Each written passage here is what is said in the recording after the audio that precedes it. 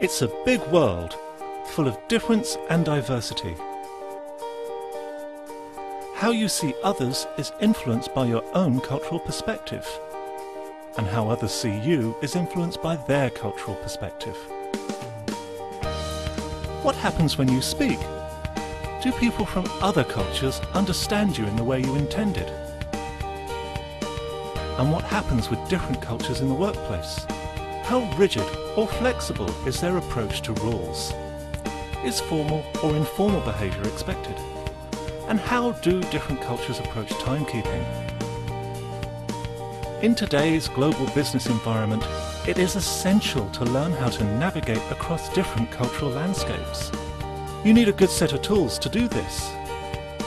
You need an understanding of how different cultures trade and do business, an insight into how different cultures communicate, and a clear idea of how different cultures manage people. To be a savvy global traveller, you need to be willing to undertake the journey of understanding other cultures.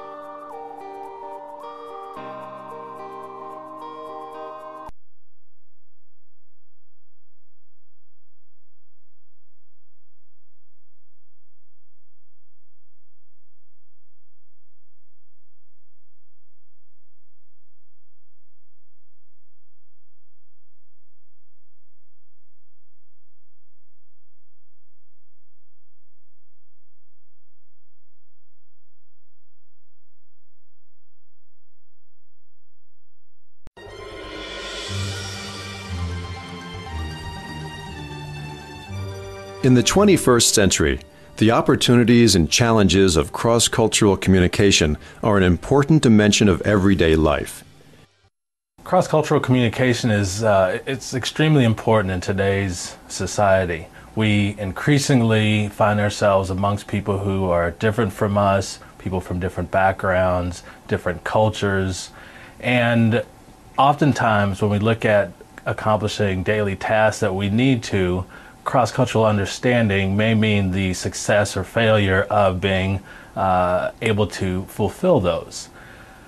There are many dimensions of cross-cultural communication that are important, some that stand out more than others. For instance, different ways that people conceptualize time is an important factor, an important sort of area of difference that many people often confuse.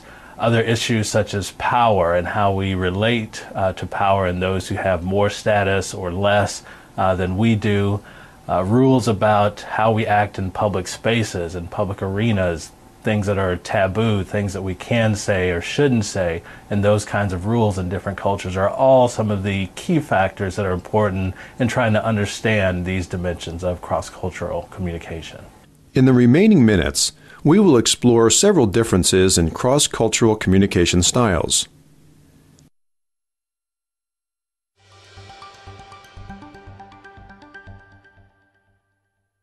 So how and why do communication styles differ from culture to culture? There are two primary forms of socialization.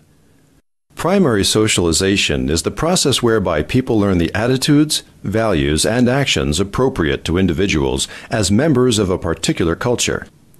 Anticipatory socialization refers to the processes of socialization in which a person rehearses for future positions, occupations, and social relationships.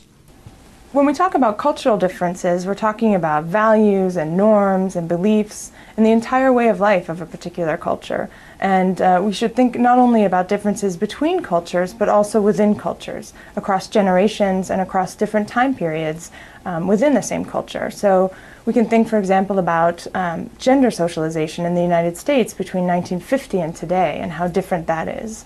And we can think about a variety of different ways in which people learn these kinds of values and norms and beliefs. So there are formal processes of intense socialization that children participate in, for example.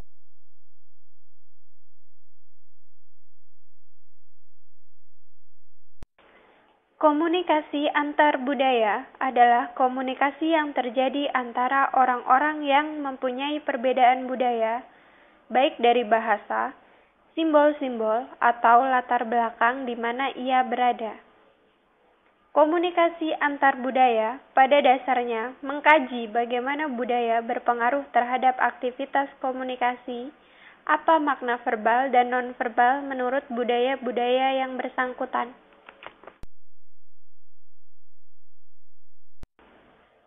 Sedangkan komunikasi lintas budaya lebih menekankan pada perbandingan interaksi antar orang dari latar belakang budaya yang sama, atau perbandingan suatu aspek tertentu dari suatu kebudayaan dengan orang-orang dari suatu latar belakang budaya lain.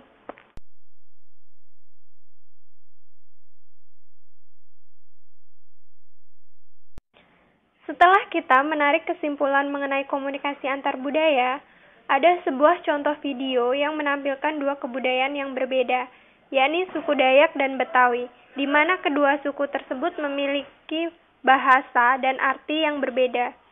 Dalam suku Dayak, lamin berarti rumah, sedangkan suku Betawi lamin lebih mengarah pada jenis kelamin.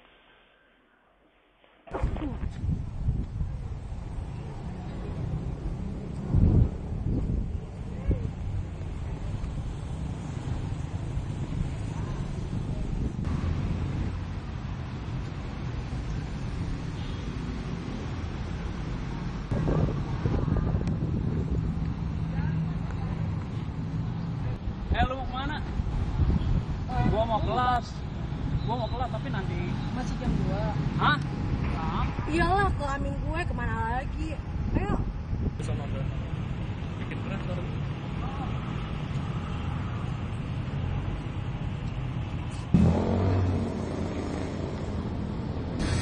Ini lo gak mau gue.